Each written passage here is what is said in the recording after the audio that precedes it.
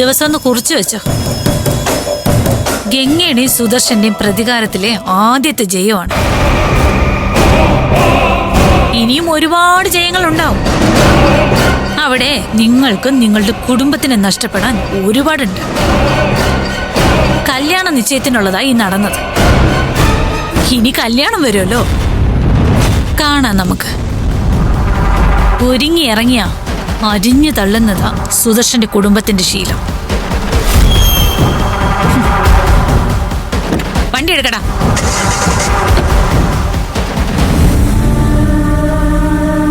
പത്മ, ഇപ്പൊ അവര് ജയിലിലേക്ക് കൊണ്ടുപോയാലും 1-2 ദിവസത്തിനകം ജാമ്യത്തിന് ശ്രമിക്കാം. അത് കിട്ടുകയും ചെയ്യും. സൂര്യ, നീ ഇവരെന്ന് പറഞ്ഞ് മനസ്സിലാക്ക. സർ, നമുക്ക് പോവാൻ സമയമായി. Sir, 1 minute. നീ ഒന്ന് വാ.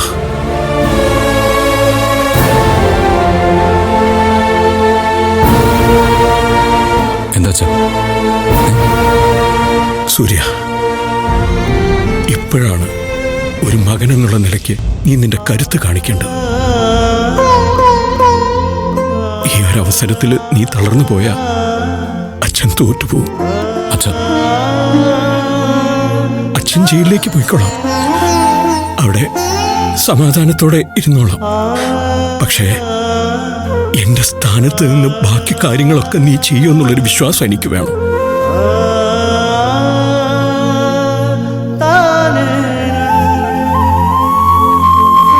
ഒരാളുടെയും മനസ്സ് നീയായിട്ട് വേദനിപ്പിക്കരുത്.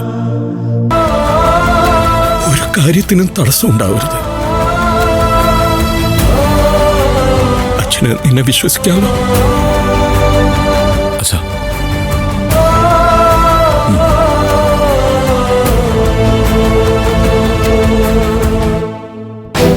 നമ്മൾ ഇതുവരെ അനുഭവിച്ചിട്ടില്ലാത്തൊരു കാര്യം. നമുക്കെല്ലാവർക്കും അതിന്റെ ടെൻഷനും ഉണ്ട് എന്ന് കരുതി പോയല്ലടാ പറ്റൂ.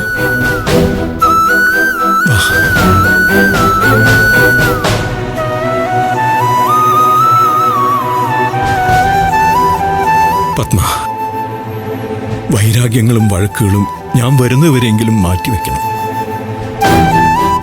വിവാഹത്തിന്റെ കാര്യങ്ങൾ നടക്കട്ടെ.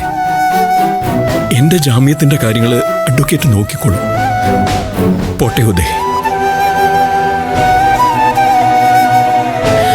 ഏറ്റവും അടുത്ത ദിവസം, ജാമ്യത്തിന് അപേക്ഷിക്കാനുള്ള ഏറ്റവും അടുത്ത ദിവസം ഞങ്ങൾ ട്രൈ ചെയ്യും.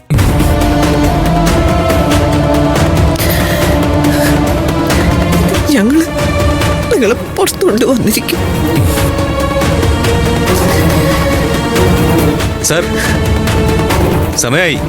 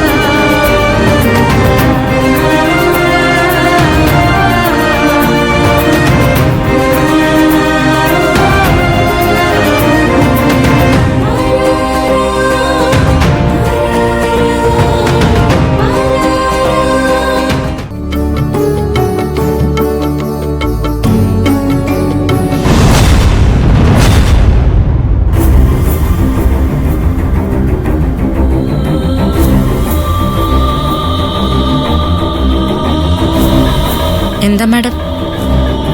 ഏയ്, ഞാൻ നിന്റെ മുറിയൊക്കെ ഒന്ന് കാണാൻ വന്നതാ.